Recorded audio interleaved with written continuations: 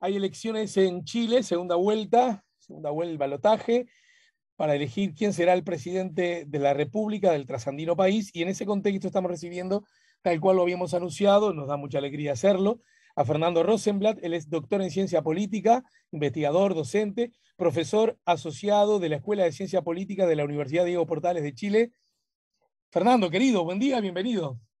Buen día, muchas gracias por la invitación.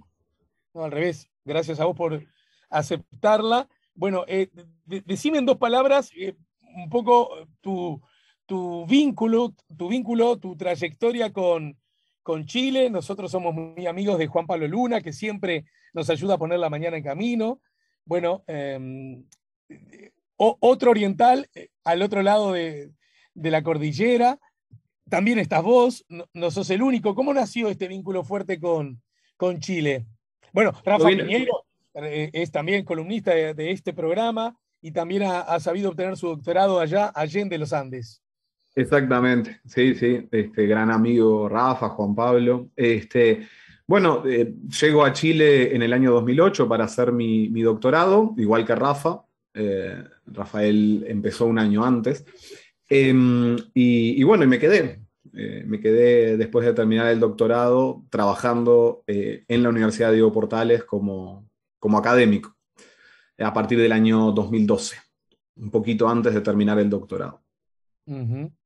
Tú no estás trabajando como profe académico, investigador, en el lugar donde hiciste el doctorado, ¿verdad?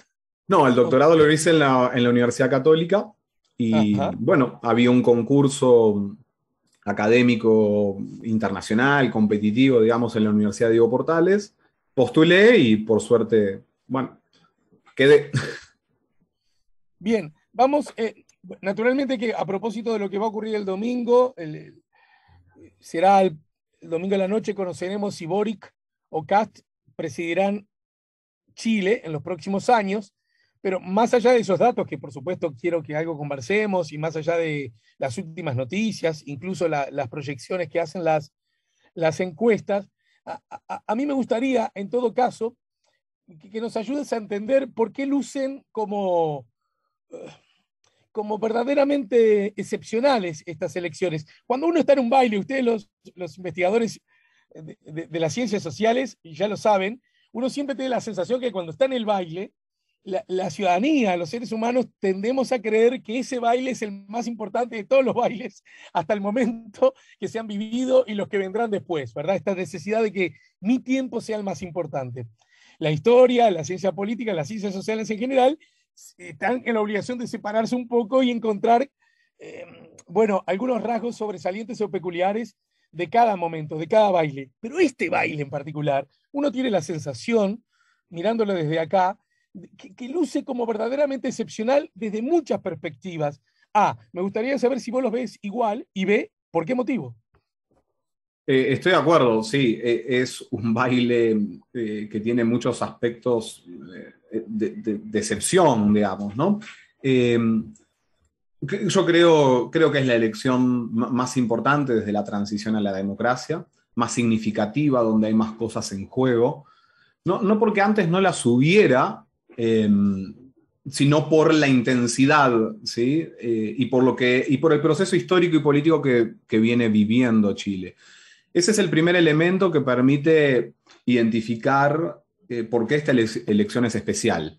Venimos de un proceso que ya tiene más de una década de desafección de la ciudadanía con la política y con los partidos, con la política institucionalizada. Venimos de una década y más, o 2 décadas, si se quiere, de degradación, debilitamiento del sistema de partidos y de las organizaciones partidarias. Eh, y un proceso histórico que se va acelerando, la historia se fue acelerando a partir del momento más álgido del movimiento estudiantil en el año 2011. ¿Sí? Y a partir de ese momento la historia de Chile comienza a acelerarse y comienzan a sucederse una cantidad de eventos que podemos enmarcar desde el inicio del movimiento estudiantil en el año 2011 y que terminan con el estallido social de octubre de 2019. ¿Sí? Uh-huh. Ese proceso, toda esta década, ha sido muy intensa en movilización social y al mismo tiempo de incapacidad de la política de canalizar esas demandas que venían emergiendo y que venían transformando la sociedad y las demandas en Chile, y los partidos no fueron capaces de procesar aquello.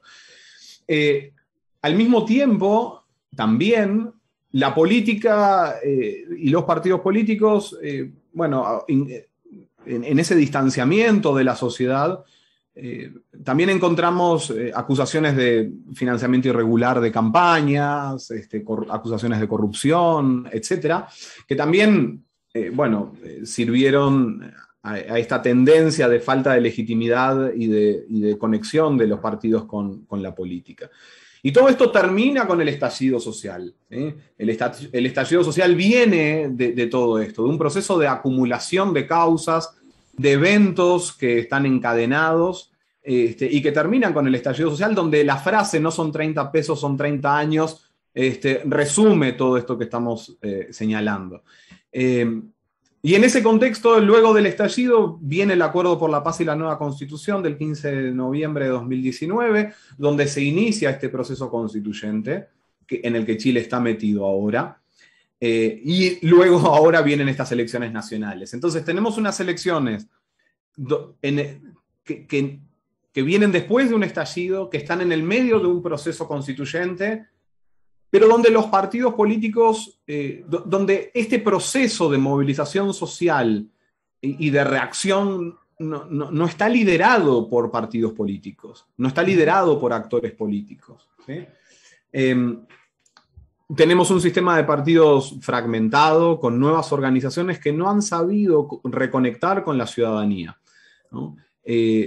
Entonces, son elecciones donde hay mucho en juego, pero también hay muchos desafíos para la política para poder restablecer orden y un orden democrático, ¿sí? Un orden democrático supone que las decisiones que se toman generan legitimidad y bueno, y se aceptan, ¿verdad? Yo tengo serias dudas de que ese proceso pueda darse en Chile por varias razones. Primero, nuevamente, porque ni Boric ni Kast tienen esa conexión con la ciudadanía, porque hay un conjunto de demandas que están allí, que explotaron, pero que venían de mucho tiempo atrás, con el estallido social, muy diversas, muy atomizadas y muy intensas. Y tenemos un Congreso dividido, entonces quien asuma la presidencia va a tener muchísimos desafíos. Una ciudadanía con ese conjunto de demandas ahí y con un estallido que simplemente se apagó no por el acuerdo de la nueva Constitución, sino por la pandemia. O sea, las protestas continuaron después de la firma del convenio, del acuerdo por la paz y la nueva Constitución, simplemente pararon por la pandemia. Entonces, ya sea porque Boric no va a poder ir a la velocidad que probablemente la ciudadanía está esperando, o Kast porque se opone a todas esas transformaciones, vamos a seguir viviendo en un proceso muy intenso y muy incierto. Chile está viviendo lo que llamamos en ciencia política, en sociología, una coyuntura crítica. Y una de las características de la coyuntura crítica es lo incierto del proceso, ¿no? O sea, solo lo vamos a poder ver con una perspectiva histórica mucho más adelante, pero también donde el rol de los actores políticos es fundamental. Y acá es donde viene una preocupación muy grande. Uno no ve a lo largo de todo este proceso, desde el estallido para aquí, olvidémonos de la etapa anterior, ¿sí? Desde el estallido para aquí, uno no ve la formación de lo que antes no había, que es una especie de movimiento nacional popular amplio, capaz de canalizar todas esas demandas en un movimiento político. Ciertamente no lo había antes del estallido, y en parte eso tiene que ver con el estallido y lo anómico del estallido, y la incapacidad de controlarlo y de canalizarlo, pero tampoco surge después del estallido. Ahora, también hay que ser muy claro, la historia nunca se termina. Quizás esta campaña electoral y esta polarización y esta reacción a el avance de una fuerza de extrema derecha pueda funcionar como elemento aglutinador de unas fuerzas de centro-izquierda e izquierda en Chile y de una unidad más amplia, pero ese no es el desafío principal. El asunto no termina en la coalición de élites ¿sí? El asunto más importante es en generar o regenerar una capilaridad en la sociedad, una conexión con la sociedad, de tal modo de nuevo, generar legitimidad en las tomas de decisiones políticas. Y desde ese lugar, yo te voy a hacer algunos comentarios que a vos te van a parecer ingenuos o, o, o que implican para vos llover sobre mojado, pero viéndolo desde la lógica tan lejana como una cordillera puede suponer. Yo hago el siguiente razonamiento, y si le estoy errando el bizcochazo me frenás de una, Fernando, ¿te parece? ¿Sí? Hubo un divorcio muy explícito, muy grande, y sostenido en el tiempo. De esto ya nos han hablado Luna, vos, y bueno, y son muchos los autores que sostienen, que provocó ese corte de vasos comunicantes, podríamos llamar así, entre la ciudadanía y sus representantes. Llamémosle, ¿hasta ahí voy bien? ¿Sí? ¿Sí? ¿Sí? Todo desemboca, crisis mediante, movilización mediante, represión extrema mediante, todo desemboca en la necesidad de armar una nueva constitución. Tenemos un problema y parte del problema es la constitución, hagamos una nueva, muchachos, porque además la que tenemos tiene vestigios dictatoriales demasiado obvios, demasiado evidentes, y que por definición no ayudan en la recuperación constante, permanente que se debe hacer en las democracias. Desde ese lugar, hagamos una nueva constitución. Cuando después de los largos, dificultosas negociaciones de cómo, cuándo, entre quiénes, todo aquello, ¿verdad? Se llega a la formación de una constituyente. Una formación constituyente, permitime la grosería, que uno mirándola de este lado, lucía, por decirlo menos, cuestionadora de lo existente hasta el momento, ideológicamente de centro izquierda, por lo menos explícitamente alejado de la tentación y vigencia pinochetista, ¿verdad? Y, y sin embargo, uno va a las elecciones nacionales apenas unos meses después, no 20 años después, y descubre que el candidato que coquetea con la historia reciente del fascismo en el gobierno, que de alguna manera legitima el retroceso en lo sacarle los retrocesos porque evidencia demasiado mi sesgo, pero quiero decir, en todo caso, reivindica cosas de la dictadura, ¿no es cierto? Y sobre eso sí no me molesta tener ningún sesgo de ser antidictadura, ¿verdad? Resulta que ese es el candidato que además notoriamente viene por derecha, en un gobierno que es de derecha, que no está dando satisfacciones al público, que es mal visto por la gente, y resulta que termina siendo el más votado. Pero ¿y si fueron los mismos los que votaron? ¿O fueron los mismos los que votaron? Ayúdame a entender eso, que eso es la piedra que tengo en el zapato y que me dificulta entenderlo. Bueno, yo creo que, o sea, todo el diagnóstico y la descripción que haces es totalmente correcta. Y creo que das en el clavo, digamos, con el problema que tiene Chile hoy. Lo que esto refleja, este proceso que vos describís de cómo pasamos de una constituyente más que de centro izquierda, más inclinada hacia la izquierda, podríamos decir, y cómo terminamos en una primera vuelta de estas características unos meses después, tiene que ver, de nuevo, con lo que decía al inicio. No hay un movimiento nacional y popular o un movimiento de izquierda amplio, no hay un frente amplio, ¿sí?, capaz de articular estas demandas, esta presión desde abajo de la sociedad y canalizarla políticamente, ¿sí? No hay capacidad de organización, ¿sí? Lo que sucedió con la elección de constituyentes tiene que ver con la elección de independientes que reaccionaban incluso contra lo que el Frente Amplio chileno, ¿sí? O sea, el gran mérito de las candidaturas constituyentes en las campañas era que soy independiente, ¿sí?, que soy independiente. Pero que todo su conjunto de demandas y planteos y plataformas uno los ubicaría en el espectro ideológico en la izquierda, ¿sí? Ahora, no están organizados detrás de una izquierda políticamente estructurada, ¿sí? Y ese es el gran drama. Entonces vos tenés voto voluntario y no tenés organización y tenés desigualdad, el resultado es el que tenés. Es caída en la participación desde la elección de los constituyentes, desde la apruebo, desde la anterior, la de octubre de 2020, ¿sí? Tenés una caída sistemática en la participación. Ahora levanta un poquito, pero básicamente quienes no salen a votar son las bases sociales de los que uno entendería son bases sociales de una izquierda o de una centroizquierda. Y ese es el gran drama, ¿sí? Y no salen a votar porque no hay esfuerzos de organización y movilización. ¿Qué es lo que va a suceder este domingo? Bueno, no lo sabemos, ¿no? Creo que lo más honesto intelectualmente que podemos decir es no sabemos.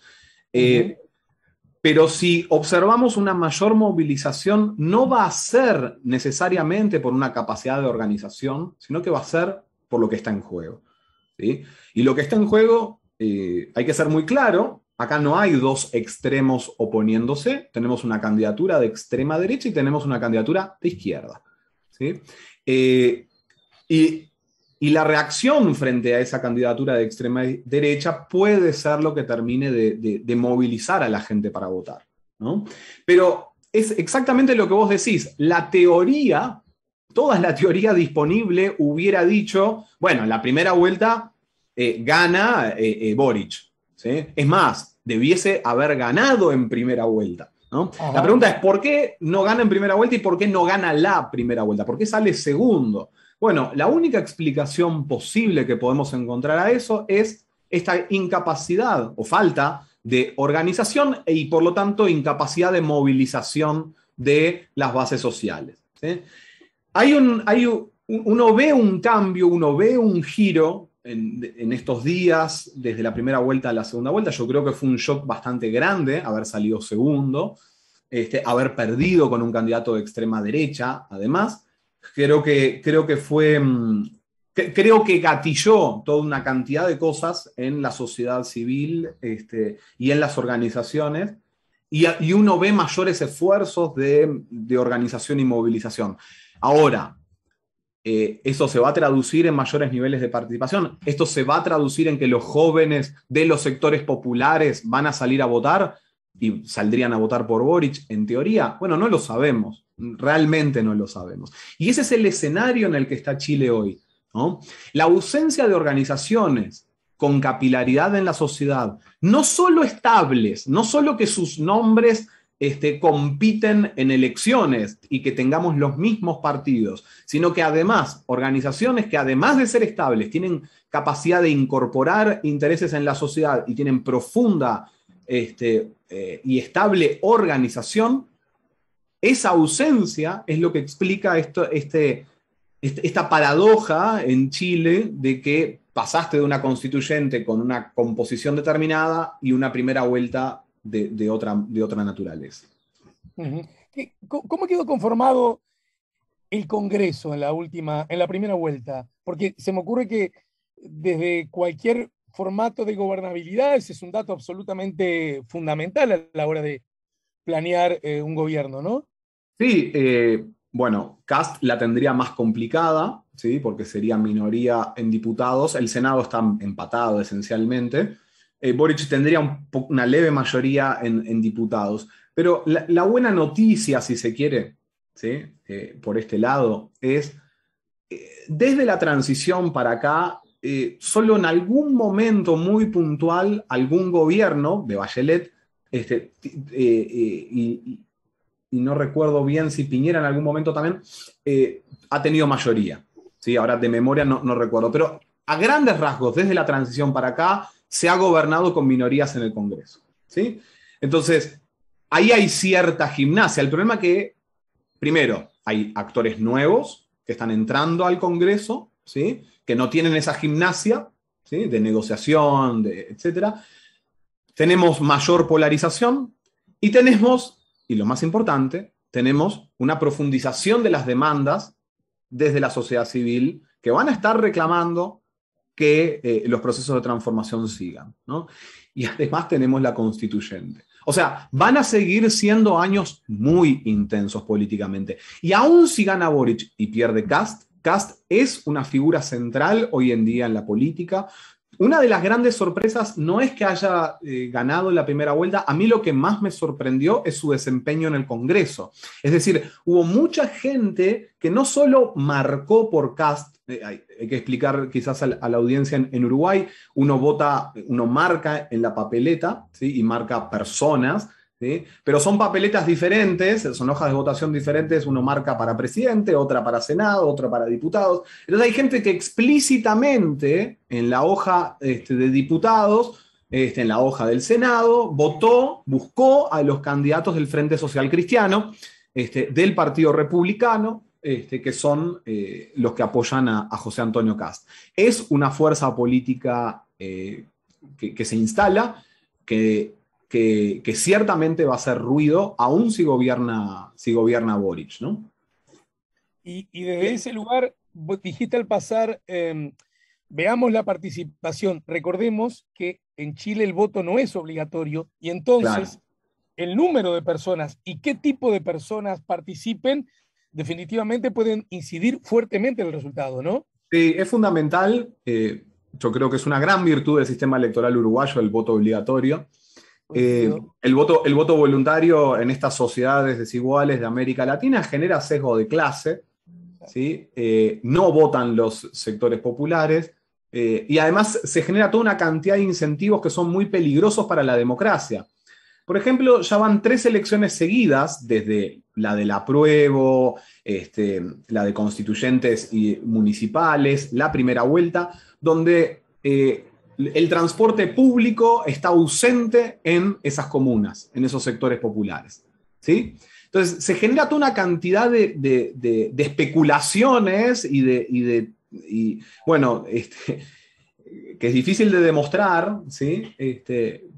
Pero ciertamente no hay un incentivo para la participación, y hay barreras, digamos, pequeñas barreras, para la participación en determinados sectores, ¿no? Entonces, por eso es tan importante el voto obligatorio, ¿no? Iguala la cancha, y es un deber cívico básico para la ciudadanía. Creo que por suerte está bastante arraigado en la sociedad uruguaya, y es importante mantenerlo y protegerlo, digamos, y defenderlo. Para entender también que genera mejor, es un elemento que contribuye, digamos, o que despeja, más que contribuir a la democracia, despeja ciertos problemas. Entonces, efectivamente, tenés tenés un voto voluntario marcadamente con sesgo de clase. En los sectores medios, altos y altos vota sobre el 50 y 60% o más, y en los sectores populares, en las comunas más pobres, 35-38% más o menos. Entonces, no solo el nivel de participación va a ser muy importante, sino quién salga a votar el domingo va a ser determinante. No solo los sectores populares, sino también si los jóvenes salen a votar. Boric ahí tiene marcadamente un apoyo mucho más importante, ¿no? En los menores de 30 años. Bueno, para terminar, aún así, y relativizando, digamos, lo riesgoso que puede indicar un pronóstico, aún así, ya lo dijiste, ¿verdad? ¿Quién aparece con más chances? ¿Cómo se ha comportado, digamos, los candidatos en esta semana, generando las alianzas? ¿Cómo se han comunicado con la ciudadanía? ¿Qué ha pasado con el candidato Parisi, que salió tercero, ni siquiera votó en Chile, ni siquiera vive en Chile? ¿Cómo se ha armado ese licuado de frutas? Bueno, uno lo que ha observado es lo lógico, digamos, lo esperable. Ambos candidatos moderaron sus propuestas programáticas y se orientaron más hacia el centro. Lo interesante que sucedió desde el lado de Boric es que, a diferencia de lo que no sucedió en Brasil en la elección de Bolsonaro, ¿sí? Los sectores de la concertación manifestaron su apoyo incondicional por Boric, ¿sí? Yo creo que ahí hay un efecto de aprendizaje de lo que sucedió con Trump en Estados Unidos, con Bolsonaro en Brasil. Creo que hay un efecto de aprendizaje y estuvieron, digamos, por así decirlo, a la altura de la historia. y manifestaron su apoyo Ricardo Lagos, expresidente, Jasna Proboste, la ex candidata del Nuevo Pacto Social, o la ex Concertación, manifestaron su apoyo por Gabriel Boric. En el caso de José Antonio Cast, obtuvo el apoyo de los partidos de la centro-derecha, de la ex alianza. Recordemos que José Antonio Cast compite en primera vuelta por fuera del pacto de la centro-derecha. ¿Sí? Igual que Boric compite por fuera del nuevo pacto social o la exconcertación, ¿no?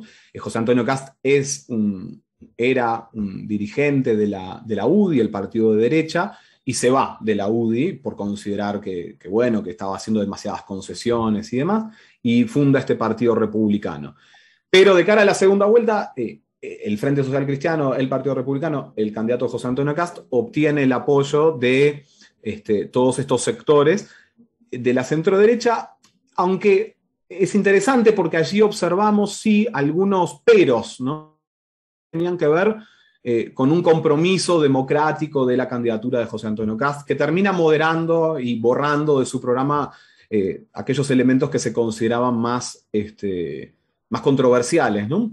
De todas maneras, hay un estudio muy interesante publicado en CIPER Chile, donde se toma una especie de un conjunto de indicadores que vienen del libro Cómo mueren las democracias, de Levitsky y Ziblatt, y básicamente se recorre el programa de ambas candidaturas para ver el riesgo autoritario de cada una de estas candidaturas, y José Antonio Cast sigue siendo un riesgo autoritario mayor que la candidatura de Boric, ¿no? Por eso yo decía, no son dos candidaturas extremas, estamos hablando de una candidatura de extrema derecha y una candidatura de izquierda.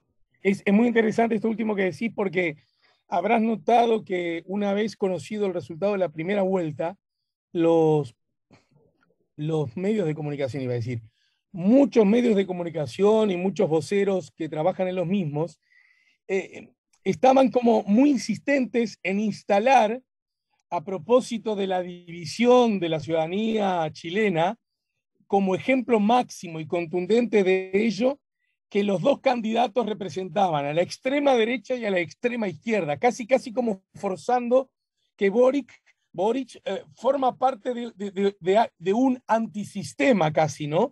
Desde la perspectiva estrictamente de la academia. Podemos decir que esa mirada es equivocada o al menos exagerada, ¿verdad? Sí, absolutamente, no, totalmente. Creo que simplemente tenemos que trabajar con los conceptos de la ciencia política y aplicarlos como se hace en este ejercicio de CIPER, y es indudable. Lo que no quiere decir que Boric tenga apoyos de una extrema de izquierda o de sectores de más a la izquierda que él, que igualmente es un candidato de izquierda, ¿sí? La diferencia es que si comparamos las candidaturas, ¿no?, y sus posiciones y sus programas y demás, vamos a encontrar efectivamente lo que señalaba, ¿no? José Antonio Cast, un candidato más ubicado en la extrema derecha de los movimientos y los tipos de liderazgo que hemos encontrado en otros lugares, y Boric a la izquierda, con una salvedad. Yo no diría, por ejemplo, que José Antonio Cast es una derecha populista, ¿sí? Para empezar, no tiene un movimiento detrás, como uno podía encontrar en el caso de Bolsonaro, ciertos movimientos evangélicos detrás de la candidatura de Bolsonaro, ¿no? Uno no encuentra eso. Yo creo que es una candidatura de extrema derecha clásica, más conservadora, ¿sí? Pero no tiene los elementos de una derecha populista. Creo que ahí hay que hacer una precisión conceptual. Ahí hay una diferencia, creo, interesante en el estilo y además en el estilo de liderazgo de Bolsonaro y Trump versus el liderazgo de José Antonio Cast. Para empezar, en el tono, José Antonio Cast siempre está calmo, siempre no se exalta con nada, pero tampoco ha manifestado públicamente en el último tiempo, en campaña, posiciones tan controversiales como en campaña incluso hacían Bolsonaro o Trump, ¿no? Eso no encontramos eso, ¿no? Yo creo que esa es la diferencia. Sí es una extrema derecha, no es, creo, un movimiento populista de derecha el que él está liderando, al menos no en esta versión, no en esta versión. Y entonces desde ese lugar, estamos casi en el final, los temores, llamémoslo así, de el desbande institucional, ¿verdad? La pérdida de calidad democrática, la fragilidad republicana, de algún modo, o por derecha, Kast, o por izquierda o centro izquierda, Boric, corren riesgos, no pocos, algunos, según A ver, quién. bueno, no sé, predecir esas cosas es más complejo. O sea, ¿qué es lo que sabemos? Bueno, que las propuestas de Kast, ¿sí? Las propuestas de Kast, que hay que ver si se materializan, suponen mayores amenazas para la democracia liberal. ¿Sí?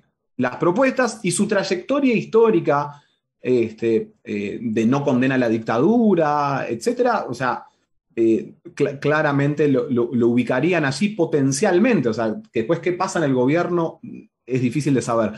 Pero lo que sí podemos saber es que cualquiera de los dos tendría un desafío muy importante. Acá hay que volver sobre un punto. Más allá de estos liderazgos, más allá de quien ocupe la presidencia, hay una sociedad, ¿sí?, que se manifestó muy intensamente en el estallido social, que solo se frenó por la pandemia, que no va a haber marcha atrás en eso, porque una vez que se rompen ciertas barreras, digamos, simbólicas o de organización o de capacidad de movilización, no hay marcha atrás. La demanda por pensiones, la demanda por salud, la demanda asociada al agua, al acceso al agua, ese tipo de demandas van a seguir allí. Van a seguir allí y van a ser muy intensas. Y la capacidad de movilización de la ciudadanía y la capacidad de movilizarse va a seguir allí. Entonces, ahí hay un desafío, ¿verdad? Ahora, claro, ciertamente Boric está más en sintonía por sus propuestas con ese conjunto de demandas. Quizás no con el ritmo, quizás no con el ritmo que espera la sociedad, Claro. que es un ritmo que, de nuevo, tiene que ver con 20, 30 años de que ciertamente hubo transformaciones en Chile, pero no al ritmo, ¿sí?, que en algunos temas la sociedad necesita, sobre todo en salud y en pensiones. Prometeme que nos debemos una charla todos, todos, porque mirá que hablando de, no son 30 pesos, son 30 años, fueron 30 años en los que un día sí y otro también nos dijeron que Chile era el niño sote de la clase, ¿no? Y, y ahora descubrimos que de pronto los deberes se los hacían los papás, ¿no? A ver, Chile tuvo éxitos en estos 30 años. Chile redujo la pobreza, Chile se transformó, Chile se modernizó. Lo que pasa es que dos cosas. La primera, Chile no construyó una fuerte matriz de bienestar, quizás acorde a su nivel de desarrollo, ¿sí?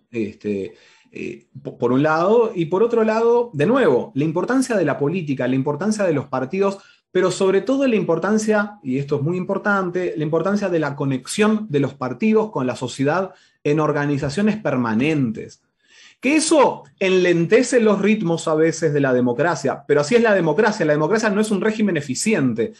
La democracia es un régimen que busca, a partir del diálogo, del intercambio y demás, generar legitimidad en las decisiones. Y que si nos equivocamos todos. Entonces, para eso tú necesitas organizaciones que estén permanentemente activas y presentes en el territorio, ¿sí?, donde los activistas, la militancia sea escuchada, ¿sí?, donde ingresen demandas permanentemente, porque las sociedades se van cambiando, se van transformando, y eso es lo que no pudo hacer Chile en este proceso. Es la primera vez, si mal no recuerdo, que conversamos para el programa, ¿puede ser, Andrés? Sí, sí, primera Bueno, vez. y Fernando ni te digo. Sí, sí. Quiero decirte que cometiste un grave error, ¿eh? Porque la puerta quedó entornada y como la humedad me meto en los huecos, así que lo siento mucho. No, un gusto, un gusto, un gusto. Cuando Te quieran. abrazo, te Un abrazo, te abrazo agradezco grande. mucho. Y seguramente, bueno, después del domingo, con las cartas arriba de la mesa, tendremos decenas de excusas para seguir conversando. Gracias otra vez. Un abrazo grande. Chau, chau.